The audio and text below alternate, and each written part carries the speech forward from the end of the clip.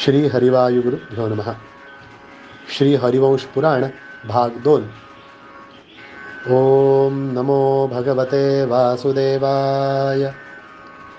आदौ देवकी देवी गर्भजननं गोपीगृहे वर्धनं मायापूतनि जीवितापहरणं गोवर्धनोद्धारणं कंसच्छेदन कौरवादि हननं कुंती तनूपालनम् एतत् भागवतं पुराणकथितं श्रीकृष्णलीलामृतम्. श्री गुरुभ्यो नमः. नमस्कार मंडळी, कसे आहात? काल हरिवंशाच्या कथा सुरू केली आणि खूप छान छान प्रतिक्रिया मिळायला लागल्या. तुमच्या प्रतिक्रिया माझ्यासाठी आशीर्वादासारख्याच आहेत.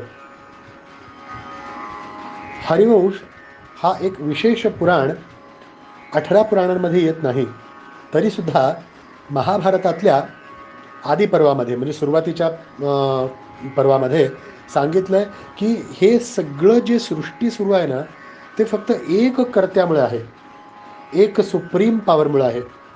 आणि त्याचं जे चरित्र आहे हेच मुख्य सूत्र आहे या संपूर्ण महाभारतादिक कथांचं. असं म्हणून हा जो श्लोक होता तो काल मी तुम्हाला सांगितला. आणि शेवटी महाभारत झाल्यानंतर बहुतेक हा हरिवंश पुराणच जोडला आहे त्याला, त्या महाभारतातलाच एक भाग म्हणून. तरीसुद्धा त्याची जी रचना आहे, श्लोकसंख्या, श्लोक पद्धत जी आहे आणि त्याचा जो विषय आहे त्यावरून याला हरिवंश पुराण असं धरण्यात आलं. महाभारत काव्य आहे, पण याला एक जोडलेला भगवंताचा चरित्र, त्याच्या लीला, अवतार, याला एक पुराण म्हणून संज्ञा दिली. याला एक उपपुराणही म्हणतात. पण हा पुराण भगवंताबद्दल स्पेसिफिकली त्याची कथा, त्याचं वर्णन करतं आहे. म्हणून सकल पुराणांचा जो श्रेष्ठ महापुराण आहे ते म्हणजे श्रीमद भागवत याचं हृदय म्हणतात. कारण यामध्ये अगदीच जिस्ट आहे आणि भगवंताच्या कथा आहेत, सुरम्य कथा. या हरिवंशामध्ये एकूण 3 भाग आहेत. त्याला हरिवंश पर्व, विष्णू पर्व आणि भविष्य पर्व असे त्याची विभागणी केली आहे. हरिवंश पर्वामध्ये भगवंताचे नुसते वंशावळी लिहिलेली आहे. कुठून सृष्टी उत्पन्न, कशी, का, कसं, कुठं, कोणाकडून, कोण कोण कोण, हे पूर्ण फॅमिली ट्री केलेली आहे. आणि ही हजारो वर्षांची फॅमिली ट्री. त्यामध्ये 55 अध्याय आहेत. विष्णू पर्वामध्ये जे एक्सक्लुझिव्ह आपला जो हिरो आहे या पूर्ण पुराणाचा, त्या हिरोचं पूर्ण वर्णन, त्याच्या लीला, त्याची कथा याबद्दल 128 अध्याय आहेत. आणि भविष्य पर्वामध्ये म्हणजे जो शेवटचा पर्व आहे त्यामध्ये 135 अध्याय आहेत. अशा एकूण 318 अध्यायांची पूर्ण संरचना. मी 318 अध्याय नाही करणार आहे. या संपूर्ण हरिवंशाचा सार, त्याचा जो पूर्ण परिपाक आहे तो तुम्हाला सांगणार आहे आणि खूप इंटरेस्टिंग पद्धतीने सांगण्याचा प्रयत्न करणार आहे. मुख्य म्हणजे ह्याला पुराण का म्हणतात माहिती आहे का? पुराण या शब्दाचा आणखीन एक अर्थ असा आहे जो सतत वेगवेगळ्या पद्धतीनं पुन्हा आपल्यासमोर येतो, त्याला पुराण म्हणतात. म्हणजे इतिहास म्हणजे एकेकाळी असं झालं होय असं नाही, ते पुन्हा पुन्हा वेगळ्या स्वरूपात तुमच्या समोर येतं. म्हणून ते अनुभव आपल्यासाठी, आपल्या आयुष्यासाठी आणि आयुष्याचं पूर्ण नियोजन करण्यासाठी उपयोगी पडावं म्हणून हे पुराण ऐकावीत. पुढच्याला ठेच मागच्याला शहाणपण म्हणून एक म्हण आहे ना, तसंच आहे की पूर्वीच्या लोकांनी कोणकोणत्या चुका केल्या किंवा कोणकोणत्या सुधारणा केल्या, भगवंतानी तेव्हा कोणता उपदेश केला, ते पुन्हा आजही उपयोगी पडतं. म्हणून पहा ना, श्रीमद भगवद्गीता वगैरे आजही किती रेलेव्हंट आहेत, नाही का? असो, तर आज ह्या हरिवंशाची आपण प्रत्यक्ष सुरुवात करतो. हरिवंश कुठं झाला तर नैमिषारण्य नावाचं एक सुंदर अरण्य आजही आहे, जिथे ते पुराण स्पेशलिस्ट आहे. तिकडच्या वातावरणातच अशी आहे की अरे मला माझ्या हिरोबद्दल सांगा, असं प्रत्येकालाच वाटतं. तिथे एक प्रचंड मोठा यज्ञाचा घाट घेतला होता. प्रचंड मोठं यज्ञयाग सुरू होतं.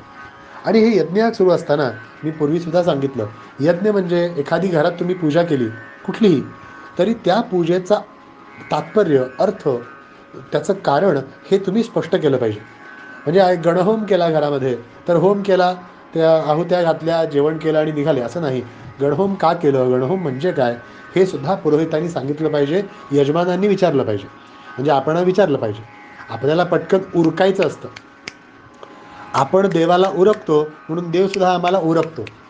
बघा त्याचं पण इयर एंडिंगचं टार्गेट कसं सुरू आहे. दिवसाला कित्येक बळी चाललेत आता, कारण तो सुद्धा उरकतो. आपल्याला उरकायचं नसतं. ती एक भेट आहे. तुमच्या जिवलग माणसाला भेटत असताना तुम्ही उरकता का? उगाच बडबडत राहता. त्याचा सहवास, त्याचं बोलणं, त्याचं वागणं हे तुम्हाला अनुभवायचं असतं. मग हा तर परमजीव आहे, तुमचा परमपिता आहे, तुमचा मूळ उद्देश ध्येय आहे. याला सुद्धा असंच प्रेम करता आलं पाहिजे. म्हणून त्या नैमिषारण्यातल्या यज्ञाला या सर्व ऋषींनी त्या तिथे कथा सांगणारे जे सूत होते, काही ठिकाणी सूत म्हणजे ज्यांनी भागवत सांगितलं ना शौनकादिकांना, ते सूत होते. काही ठिकाणी असा उल्लेख आहे की सुतांचा पुत्र उग्रश्रवा, ज्याला सौती पण म्हणतात, यांनी हरिवंश सांगितला म्हणून त्यांच्या सुतांच्या मुलांनी. एकूणच सूतांनी हे सांगितलं शौनकादिकांना. कारण शौनकादिकांनी विचारलं की आम्हाला ह्या संपूर्ण भगवंताच्या वंशाबद्दल, सृष्टीमधल्या वंशाबद्दल ऐकायची इच्छा आहे, आम्हाला सांगा. त्यांनी वृष्णीवंशी आणि यादववंशी यांची कथा विचारली. त्यावेळेला सुत म्हणतात की हाच प्रश्न जन्मेजयानी वैशंपायनाला विचारला होता. हा जन्मेजय कोण माहिती आहे का? अरे लई भारी कॅरेक्टर आहे. जन्मेजय म्हणजे ज्याच्यामुळे हा संपूर्ण श्रीमद भागवत पुराण आम्हाला मिळाला, ते परीक्षित महाराजांचा मुलगा. परीक्षित महाराजांनी जन्मेजयाला बोलवलं, बाबा माझं 7 दिवसात आयुष्य संपणार आहे, हे तुझं किरीट घे, हे तुझं राज्य आणि कर तुझं राज्य, कारण कली येणार आहे. आणि परीक्षित राजा 7 दिवस संपूर्ण ते आख्यान ऐकायला, भागवत ऐकायला बसला. त्या सर्पानी त्याला फक्त स्पर्श केला, तो ऑलरेडीच गतप्राण मेलेला होता, फक्त फॉर्मॅलिटी करावी म्हणून तो स्पर्श केला आणि ती दिव्य विभूती परीक्षित महाराज हा वैकुंठात गेले. पण जन्मेजयाला मात्र सर्पावरती राग आला आणि त्यांनी एक सर्पयज्ञ आयोजित केलं आणि त्यामध्ये सगळा तो प्रकार तुम्हाला माहिती आहे, भागवताचा शेवट. त्यावेळेला ज्या वेळेला ते बृहस्पती आचार्य आणि अनेक ऋषींनी त्याला समजावून सांगितलं, बाबा रे हे निमित्त होतं, तुझ्या वडिलांच्या त्यागाला लांछन लावू नकोस, सोडून दे. त्यावेळेला जन्मेजयानी वैशंपायन ऋषींना विचारलं की ज्यासाठी माझे वडील इतके वेडे पिसे झाले, त्यांना साप चावणं माहिती नव्हतं किंवा ते दुःख घरदार सगळं सोडून ते आनंदात गेले, मला पण ती कथा सांगा ना, माझा पण उद्धार होऊ दे. आणि त्या वैशंपायनांनी जे जन्मेजयाला सांगितलं तेच शौनकांना तुम्हाला सांगतो, असं म्हणून सुतांनी हे हरिवंश प्रारंभ केलं. हरिवंशाच्या प्रारंभामध्ये भगवंतांची सृष्टी उत्पत्तीचं वर्णन आहे. कसं केलं आहे हे खूप लॉजिकल, प्रॅक्टिकल आणि तर्कसंगत आहे. फक्त याला गोष्टी रूपात केलं आहे हाच विशेष. इथे म्हणतात की सृष्टीमध्ये पूर्वी काहीही नव्हतं, it was just open space. आणि इथे त्या एक शक्ती होती. आता ह्या संपूर्ण सृष्टीला बघा, ही जगा आसपास तुमच्या पहा आणि तुमच्या आतमध्ये ज्याला आपण आत्मा म्हणतो की नाही त्याला पहा. हे एकच काहीतरी वेगळं आहे, एक चैतन्य आहे. तुमच्या समोरच्या खुर्चीमध्ये जे नाही आहे ते तुमच्यामध्ये आहे. सगळ्या सृष्टीमध्ये हे चैतन्य दिसत कुठंच नाही, पण आहे सर्वत्र. सगळ्या जिवंत व्यक्ती वस्तूमध्ये ते आहे. याच्याबद्दल विचार केला तर कळेल की इथे एक पॉवर आहे प्रत्येकामध्ये, आणि ते पॉवर मात्र डिपेंडंट आहे. त्याची शक्ती सीमित आहे. म्हणजे एखादा माणूस सगळंच करू शकतो असं होत नाही. सगळ्या जगातल्या आश्चर्यकारक गोष्टींबद्दल त्याला ज्ञानही नाही. म्हणजे त्याचं ज्ञान, त्याचं कर्म, त्याची मर्यादा आहे त्या प्रत्येकाला. मग असं कोणीतरी शक्ती असेल ना की ज्याला कुठलीच मर्यादा नाही, जो मूलतः आनंद स्वरूप आहे. म्हणजे हा जीव ज्या आनंदासाठी धडपडतो तो आनंद स्वरूप आहे, नाही का?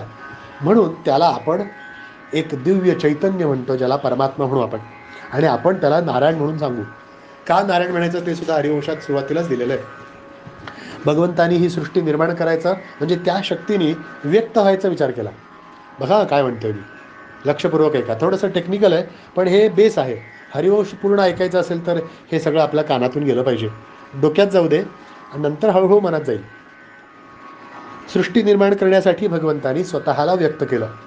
म्हणजे एक वस्तू तयार झाली, काहीतरी ज्याला स्पर्श करू शकतो, बघू शकतो वगैरे, असे स्वतःला व्यक्त केलं. म्हणजे इलेक्ट्रिसिटी होती ती व्यक्त झाली. मग त्यांनी विचार केला की सृष्टी निर्माण केली पाहिजे. मग काय करावं? सृष्टीसाठी बऱ्याच घटकांची गरज आहे, बऱ्याच गोष्टी लागतील. आणि म्हणून त्यांनी आपल्या नाभिकमलामध्ये, म्हणजे त्याचा नाभिकमल म्हणजे काय, म्हणजे तो व्यक्तीच होता का, पुरुष होता का, असं काही नाही. म्हणजे त्यानं स्वतःमधून आणखीन एक जीव निर्माण केला असा आपण अर्थ लावू. म्हणजे एक अमिबा होता, त्याच्यातून आणखीन एक छोटा अमिबा तयार केला. पण मूळ पहिला अमिबा जो होता, जीव होता, तो सर्व शक्तिमान होता, सर्वोत्तम होता, सर्वश्रेष्ठ होता. त्याने आणखीन एक जीव निर्माण केला, ज्याला आपण ब्रह्म म्हणतो.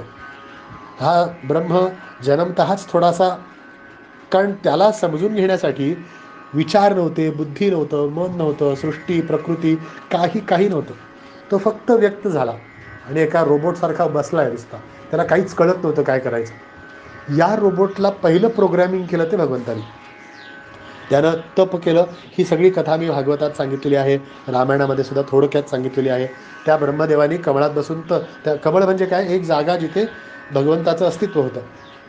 मग त्या ब्रह्मदेवानी त्या कमळाच्या देठा, म्हणजे कमळात प्रवेश केला. त्याचा देठ भगवंताच्या बेंबीला, म्हणजे भगवंताला स्पर्श केला. आणि भगवंत म्हणजे काय, आपण काल ठरवलं आहे, तो आनंद स्वरूप आहे. ब्रह्मदेव आनंदी झाले. मग त्यांनी रिसर्च केलं, आनंद म्हणजे काय, मला हा असं भारी फिलिंग का वाटतं आहे, मला एकदम भारी का वाटतं आहे. आणि मग त्यांनी त्या आनंदाची स्तुती केली, भगवंताची स्तुती केली. मग भगवान म्हणाले, बाबा रे, मी तुला एक विशिष्ट कार्यासाठी तयार केलं आहे, तू सृष्टी निर्माण कर.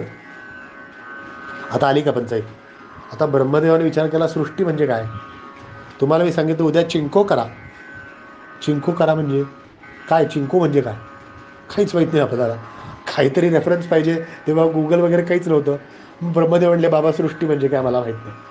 तर भगवान म्हणे, हे जे काय सगळं सगळीकडं काळं कुट्ट अंधार आहे की नाही, ह्याला थोडेसे रंग भर.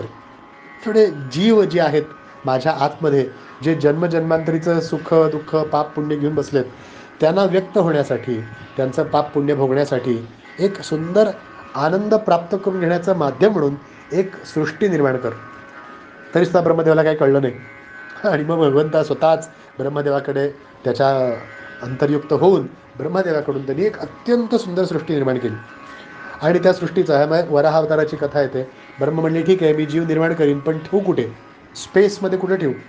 मग भगवंतानी रसातळाला गेलेली पृथ्वीवरती आणली आणि मग वराह अवतार धारण करून, आणि मग तिथे ब्रह्मदेवानी सृष्टी निर्माण केली. आणि हजारो, त्याला सुचेल तसं तो तयार करत गेला.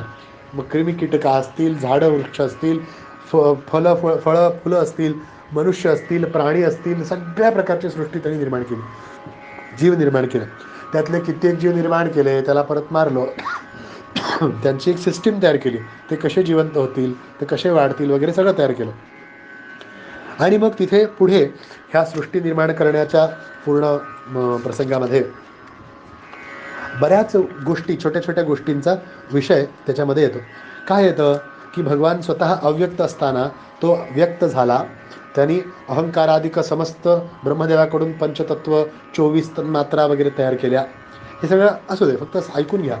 आणि ह्या सगळ्या जेवढे काही देवता निर्माण केल्या होत्या, बरं, ब्रह्मदेवाने अगोदर देवता निर्माण केल्या, म्हणजे अग्नी त्याची देवता, वायू त्याची देवता, पृथ्वी त्याची देवता, असे निर्माण केला. बरं, अग्नीला कळेना आपण करायचं काय, पाण्याला कळेल आपण करायचं काय. मग या सगळ्यांमध्ये हे एक पूर्ण सृष्टी जी तयार केली होती, मॉडेल तयार केलं होतं ना, ह्याच्यामध्ये अजून जीव नव्हताच, इट इज जस्ट मॉडेल. मग भगवंतानी ह्याला, ब्रह्मदेवानी हे जे काही तयार केलं होतं ते एक अंड्याच्या रूपात होतं, म्हणून त्याला ब्रह्मांड म्हणतात. ब्रह्मदेवानी निर्माण केलेलं एक सोनेरी अंड होतं ते. पण ते सगळे नुसते तयार आहेत, रोबोट्स तयार आहेत, त्यांनी करायचं काय, त्याच्यात जीव कसा आणायचा. मग भगवंतानी आपलं तेज त्यामध्ये घातलं. तेज म्हणजे त्याची शक्ती घातली आणि सगळे जागृत झाले, सगळे ॲक्टिव्ह झाले. वायू वायू झाला, अग्नी अग्नी झाला. तरीसुद्धा त्या प्रत्येकाला भगवंतानी म्हणे सांगितलं, अग्नी तू हे हे हे हे करायचंस, हे घे पावर. वायू तू हे हे हे हे करायचंस, हे घे पावर. ठीक आहे, थोडं काल्पनिक वाटेल, थोडंसं याच्यामध्ये सृष्टी उत्पन्न झाल्याची एक कथा आपल्याला समजून येईल. आणि हे समजून येईल की प्रत्येक एलिमेंट जे ह्या जगामध्ये आहे त्याची एक विशिष्ट शक्ती आहे.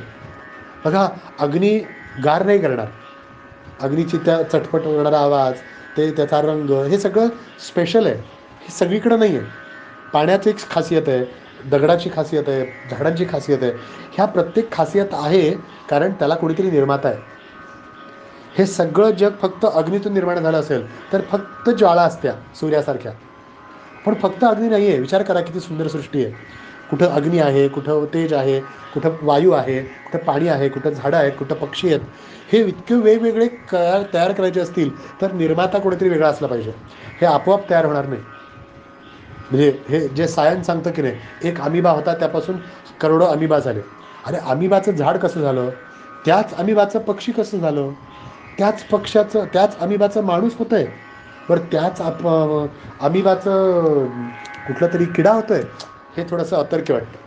कोणीतरी निर्माण करता असायला पाहिजे की जो जीव घालून हे सगळ्यांना जिवंत करतो. असं ह्या भगवंतांनी सृष्टी निर्माण केली. सृष्टीमध्ये अनेकविध जीव निर्माण केले आणि मग त्या जीवांच्या दळणवळणासाठी म्हणून अनेक वस्तू तयार केल्या. त्यांना मन दिलं, इंद्रिय दिली. ह्या प्रत्येकाचा एक स्वामी आहे बरं का. त्यानं इंद्रिय दिली, काम, क्रोध, रोग, पाप, पीडा सगळं सगळं त्यामध्ये घातलं. त्या मसाला टाकला ह्या पिक्चरमध्ये. सप्तऋषी निर्माण केले, क्रोध, काम हे षड्विकार निर्माण केले. त्यांचे मग अनेक ऋषी तयार केले जे ह्या लोकांना मार्गदर्शन करतील. म्हणजे भटकायचे मार्गसुद्धा तयार केले. भटकणाऱ्यांना रस्त्यावर आणण्यासाठी ऋषीसुद्धा तयार केले. ऋषींनी काय सांगावं तो मेसेजसुद्धा तयार केला. सगळं एक एक एक एक एका जी त्या भगवंतापासून ही संपूर्ण अत्यंत सुंदर सृष्टी निर्माण झाली. भरपूर गोष्टी निर्माण झाल्या. ब्रह्मदेव म्हणाले आता आता रिप्रोडक्शन व्हायला पाहिजे. मग रिप्रोडक्शन कसं होणार. रिप्रोडक्शनसाठी एक सिस्टीम तयार केली त्यांनी. ब्रह्मदेवाने स्वतःचेच 2 भाग केले. एकाला मनू म्हणून सांगितलं, पुरुष होता, आणि एका पुरुषाकडून जर निर्माण व्हायला लागलं तर मग आता प्रोडक्शन आपण दाटीवाटीत बसलो असतो आता. म्हणजे एका फरशीवर 10 लोक बसली असती, कारण फक्त माणसाकडून तयार होतात, आपोआप पोरं होतात. असं नको व्हायला म्हणून त्यांनी एक स्त्री तयार केली. दोघांचे स्वभाव, दोघांचे विचार, त्यांचं करण्याची पद्धत, त्यांच्या शरीर संरचना ही बदलली आणि म्हणून या दोघांनी एकत्र यावं, यांनी सृष्टी निर्माण व्हावी. आणि त्याला विशिष्ट कालावधी ठेवला, त्याला विशिष्ट प्रोसेस ठेवली, त्याला विशिष्ट नियम केले की असं असं होईल, एवढ्या वेळात होईल वगैरे, असं करून सृष्टी निर्माण केली. आणि मग तो जो पहिला आपला मूल बाप होता तो होता मनू. आणि ह्या मनूचे वंशज म्हणून आपण सगळे मनुष्य.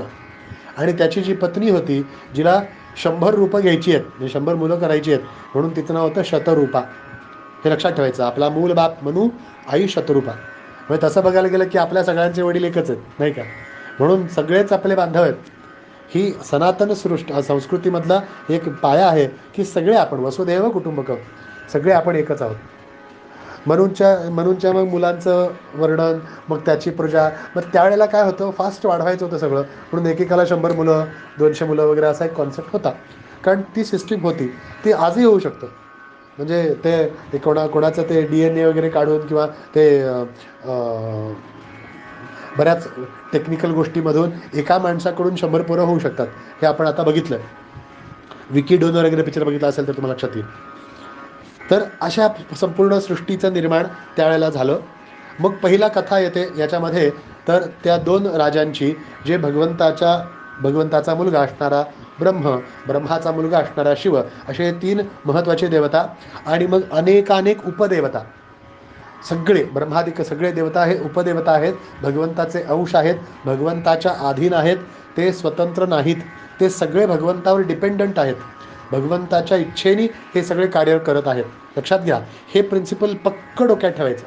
सगळ्या देवता ह्या केशवम प्रतिगच्छती, त्या सुप्रीम पॉवरच्या अधीन आहेत, त्या नश्वर आहेत. सगळ्या देवता कधी ना कधीतरी लयात जाणार. त्या सगळ्या लयात होऊन हे लय कुठं जाणार, भगवंताकडे. तो भगवंत अजन्मा, त्याला कुठं जन्म मरण वगैरे काही नाही. मग ह्या सृष्टीचं जेव्हा निर्माण झालं देवतांच्या अनुग्रहाने, तेव्हा पहिले ब्रह्मदेवाला पहिली 2 जी आपत्याबद्दल वर्णन येतं, मनू आणि शतरूपाला जे वर्णन येतं, ते पहिला पुरुष जो होता त्या पुरुषाचं नाव होतं वीर. आणि मग वीराची जी काही वंश सुरू झाला, वीर नावाच्या पुत्रापासून जे सुरू झालं, त्यामध्ये एक कथा येते राजा प्रियव्रत आणि उत्तानपादाची. उत्तानपाद आणि प्रियव्रत असे 2 भाऊ. उत्तानपाद आणि प्रियव्रत यांच्याबद्दल वर्णन आहे याच्यामध्ये, त्या डिटेलमध्ये नको उतरायला. पण उत्तानपादाचा मुलगा होता ध्रुव. आणि ध्रुवराजाची गोष्ट तुम्हाला माहिती आहे. 6 वर्षाच्या वयामध्ये उत्तानपादाची 2 पत्नी, सुरुची, सुनीती. सुरुचीला मुलगा होता उत्तम, तो येडच होतं ते. आणि सुनीतीला, कारण नीतियुक्त होती म्हणून तिला होता मुलगा ध्रुव, तो सावत्र आईच्या त्रासाने चिडून वनात गेला, तपश्चर्या केली, ओम नमो भगवते वासुदेवाय मंत्र सिद्ध केला आणि अढळपद ध्रुवपद मिळवलं. अशा ध्रुवराजाची कथा येते. आणि मग त्याचा पुढचा वंश होतो. ध्रुवाला 3 मुलं होती. मग त्यांच्या असाच त्यांच्या मुलाचं नाव काय, त्याचं नाव काय, त्याचं नाव काय. बरं, जे कर्तृत्वाहून ते त्यांचं कर्तृत्व दिलं आहे, आणि जे असेच जन्मले, आले, खाल्लं पिलं, संसार केला आणि गेले, त्यांचं फक्त नाव आहे. म्हणून हा इतिहास आहे, हा मायथॉलॉजी नाही. जर गोष्टी असत्या ह्या, तर मग हे उगाच नावं ॲड करायचं काही लॉजिक नव्हतं. पण ह्या इतिहास आहे. आणि त्याच परंपरेमध्ये एक वेन नावाचा राजा होता. वेन नावाप्रमाणे वेस्ट होता. वेन ते म्हणतात ना, इट वेंट इन वेन असं म्हणतात इंग्लिशमध्ये, तसंच तो वेस्ट होता. त्यानं सगळ्या ऋषीमुनींना सांगितलं की जगाचा राजा मीच आहे, राजा हीच देवता असते, माझीच पूजा करा. म्हणून त्यांनी भरपूर उपद्रव केला, लोकांना त्रास दिला. आणि इथे सांगतात की ब्राह्मणांनी, जे विद्वान होते, त्यांनी त्याला समजवण्याचा प्रयत्न केला, तर त्यांनी त्यालाच बंदीशाळेत घातलं, त्या विद्वानांना. ते म्हणतात, अरे तू डिपेंडंट आहेस, तुझं शरीर नश्वर आहे. त्याला समजायचा प्रयत्न केला, ऐ मी हिरो, मी डॉन, असं करून आजही काही फिरतात बघा जगात, लोकांना उपद्रव देणारी. अशा अहंकारी वेनाला या ब्राह्मणांनी नुसतं हम नावाच्या मंत्राने मारलं असा उल्लेख आहे. म्हणजे फक्त शब्दांनी मारलं त्याला. ह्याच्यामध्ये काय लॉजिक आहे तुम्हाला सांगेन वेळ मिळेल तसं. तर हे शक्य आहे. एखाद्या माणसाला वेडं करायचं असेल ना, तर सतत सगळ्यांनी तू वेडा आहेस, तू वेडा आहेस म्हटलं, एक दिवस तो वेडा होतो. असंच. पण हा एक सायन्स आहे. पण ह्याच्यामध्ये उल्लेख येतो की त्यांनी हम या शब्दाने त्याला मारलं. बरं, वेन राजा हा मोठ्या ह्या सूर्य वंशामधला आहे. तो वंश वाढला पाहिजे. मग आता हा तरी मेला, मग कसा वाढेल? म्हणून त्यांनी त्याची डावी मांडी मथली आणि त्याच्यातून एक DNA काढला बघा. हे हे इतका सुंदर वर्णन भागवतात आणि या हरिवंशात आहे की त्याच्या डाव्या मांडीतून त्यांनी त्याचं मंथन केलं. त्याच्यावरती रिसर्च, मंथन म्हणजे रिसर्च म्हणता येईल. आणि त्या डाव्या मांडीतून त्याच्या जीन्समधून एक जीव तयार केला. पण गडबड काय झाली, काहीतरी प्रॉब्लेम झाला आणि ते एवढंसं उटुकलं पुटुकलं झालं. ऋषीने डोक्याला हात लावला, हे काय निभाजलं, आणि त्याला म्हटले तू बस. त्याला तू बसला संस्कृतमध्ये निषाद म्हणतात. तू निषाद म्हणून सांगितलं. मग तो निषाद म्हणाला की अहो मला माहिती आहे मी राजा होण्यास योग्य नाही, एवढ्या सुंदर सृष्टीला. मी जंगलात जातो, तिथे निषाद राज्य निर्माण करतो आणि मी हँडल करतो, तुम्ही करा. तर त्यांचा म्हणजे पहिला एक्सपेरिमेंट फेल झाला, हे सुद्धा त्यांनी सांगितलं. म्हणजे हे काल्पनिक असेल तर फेल्युअर का सांगितलं असतं, लक्षात घ्या.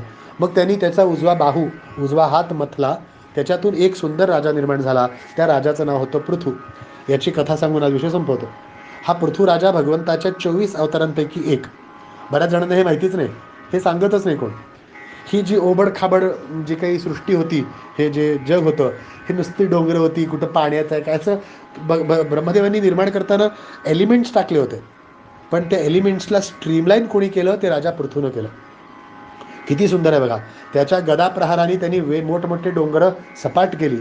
लोक जी वेड्यासारखी विस्कटलेली भरकटलेली होती, त्यांना एकत्र केलं, एक सिव्हिलायझेशन बसवलं, एक संस्कृती सभ्यता बसवली, ती राजा पृथूनी. त्यांना त्याच्या बघा तिथे एक सुंदर गोष्ट आहे की राजा वेनाच्या अधिपत्याखाली सगळं जे काही ज्ञान होतं, अगदी शेती कशी करायची, शिवण टिपण वगैरे, हे सगळं ज्ञान लयास गेलं. म्हणजे त्यांनी उच्छाद म्हणला होता. तर हे सगळं ज्ञान एका गायीच्या रूपात राहिलं होतं. ब्रह्मदेवाने त्या गायीत लपवून ठेवलं होतं त्याला.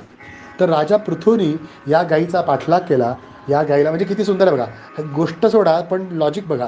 त्या जे काही ज्ञान एका ठिकाणी समाविष्ट होतं, एखादं पुस्तक असेल किंवा लायब्ररी असेल ती, त्याच्यातून त्या पृथ्वीराजांनी दोहन केलं. म्हणजे त्या गायीला त्याचं दूध काढलं, धार काढली त्याची. आणि धार म्हणजे काय काढली, तर सगळ्या बीज त्याच्यामध्ये जे ठेवले होते, त्या बीज काढले आणि अश्वत्थ वृक्षाला सांगितलं, अश्वत्था तू या सगळ्यांचा राजा, त्यांना सांभाळ. त्या दानव, गंधर्व, अप्सरा, सर्प, यक्ष, लता, पर्वत, या सगळ्यांना त्या पृथ्वीमधून काढलं. सगळे वेद काढले, त्याचा एक राजा केला, लीडर, मॉनिटर केला. तू ह्या वेदांना सांभाळ, हे वृक्ष तू ह्याला सांभाळ, हे पशु तू ह्यांना सांभाळ, हे पक्षी तू ह्यांना सांभाळ. असं करून त्या प्रत्येकाला एक लीडर करून दिला. किती सुंदर आहे. आणि ह्या संपूर्ण सृष्टीला राहणेबल केलं. तर त्या सृष्टीने कृतज्ञता म्हणून एका बापानं जसं मुलीचा सांभाळ करून तिचं जसं विनियोग पाहावा, तिचं योगक्षेम पाहावं, तसं हे राजा पृथू, तू माझं रक्षण केलंस, मला राहणेबल केलंस, माझ्यामध्ये वेगवेगळ्या गोष्टींचे एलिमेंट्स भरलेस, म्हणून मी आजपासून तुझी कन्या म्हणून स्वीकार करतो. राजा पृथू हा भगवंताचा अवतार आणि त्या पृथूची पत्नी लक्ष्मीचा अवतार होता अर्ची. ती अर्ची आणि परशा सैराटमधले नव्हे, हे अर्ची वेगळी, ही अर्ची लक्ष्मीचा अवतार आहे. आणि ह्या दोघांनी हिच्या हे सगळं सृष्टीनं राहणेबल केलं म्हणून या सृष्टीनं स्वतःचं नाव पृथ्वी ठेवलं. राजा पृथूकडून जी विस्तारित झाली, जी विशेष झाली पृथ्वी. किती सुंदर आहे. पृथ्वीला पृथ्वी काय म्हणतात बघा, राजा पृथ्वीवरून त्याला पृथ्वी म्हणतात. आणि मग हे संपूर्ण सृष्टीमध्ये प्रत्येक जे एलिमेंटसाठी, प्रत्येक जीवराशींसाठी एक लीडर राजा पृथ्वीनं तयार केला. त्याचं वर्णन सुरुवातीला येतं आणि मग पुढे त्याचं डिस्क्रिप्शन पूर्ण आहे. दक्षिणेचा शंखपाल, केतुमान पश्चिमेचा, हिरण्यरोमा उत्तरेचा, अशा प्रत्येक दिक्पालांची नावं, देवतांची नावं, कोण कोण कोणाचं अधिपत्य होतं, हा हरिवंश आहे. त्यामुळे सगळ्यांचं डिपार्टमेंट उल्लेख केला आहे. आपण त्या डिटेलमध्ये उतरायला नको. मग पुढे या वेनाच्या पूर्ण वर्णनानंतर आणखीन छोट्या छोट्या राजांची गोष्ट येते. ती गोष्ट आपण पाहू उद्या याच वेळेला. मला वाटतं एवढा वेळ घ्यायला नको, थोडंसं कमी वेळ घेईन उद्यापासून.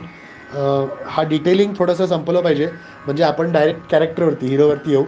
उद्या अशाच एका हिरोच्या, उद्या नाही, उद्या पण थोडासा हरिवंश पुराणाचा सुरुवातीचा भाग होईल. नंतर पुन्हा पुढचे भाग आपण नक्कीच घेऊ. आतापर्यंत बरंच काही समजलं असेल तुम्हाला, ते फक्त डोक्यात घाला. हा एक बेस आहे, सृष्टी निर्माण कशी झाली याचा एक बेस घेऊन आपण पुढे जायचं आहे, म्हणून हा विषय घेतला. उद्या पुन्हा थोडा नवीन विषय घेऊन याचाच पुढचा भाग आणि कथा घेऊन पुन्हा भेटू. तोपर्यंत जप करत राहा, कथा ऐकून समजून घेत राहा आणि संपर्कात राहा. गोपाल कृष्ण भगवान की जय.